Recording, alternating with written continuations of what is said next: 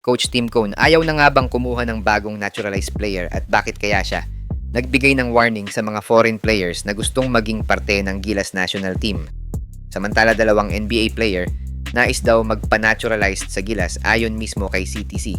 Sino kaya sila? Tara pag-usapan natin mga idol. Pero bago yan, like and subscribe lang mga kabady para sa latest basketball news and highlights. Sa mga gusto pala manood ng laban ng Gilas sa FIBA World Cup qualifiers, nang walang delay at free for life, magbibigay po kami ng free live streaming link. All you have to do is i-like lang po ang aming Facebook at YouTube channel para mabigyan po kayo ng unlimited access sa mga sports games sa buong mundo. So ayun na nga mga idol, no? Matapos ang pagkaka-approve ni Malik Diouf at Elizabeth Mins as naturalized player ng Gilas, mukhang ayaw na munang kumuha ni CTC ng panibagong kandidato para sa naturalized position. Matapos tumaas ang demand ng mga foreign players na gustong maglaro sa Gilas. Sa isang article kasi ng Spin, ikinuwento ni CTC kung paano siya nakakatanggap ng mga tawag at mensahe sa mga foreign players na gusto daw maglaro sa Gilas.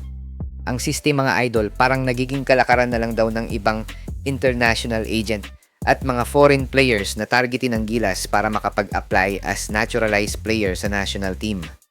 At ayon mismo kay CTC, dapat daw na maging maingat ang mga basketball officials, partikular ang SBP sa pag-o-offer nito ng Filipino citizenships sa mga foreigners, lalo na sa mga PBA imports. Dahil nga, nagiging trend na lang daw sa mga fans na mag-suggest ng kung sino-sinong foreign players sa Gilas. Ayos naman daw ang pagkakaroon ng maraming candidates sa national team ayon kay CTC, pero hindi daw siya pabor nalagyan ng maraming import ang Gilas since napakatagal nga daw ng naturalization process dito sa bansa kumpara sa iba. Dalawang imports nga sa PBA ang napabalitang naghahanap ng spot sa Gilas as naturalized player at yan ay sina Robert Upshaw ng Blackwater Bossing at Jalen Johnson ng Rain or Shine.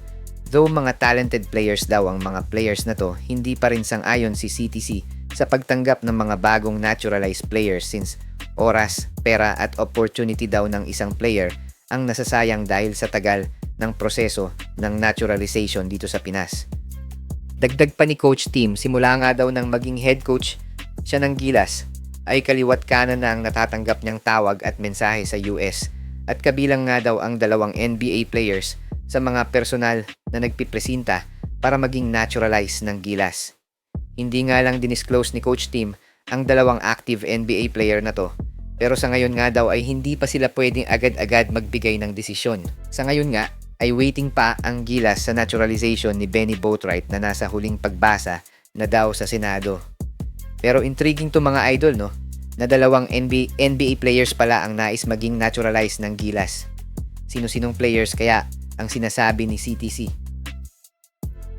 Hi guys! Kung naghahanap ka ng legit Gilas jerseys, marami tayong partner stores ang nagbebenta niyan. All you have to do is i-click lang yung link sa gilid ng mga video at magpa-pop na yung mga stores sa gilid.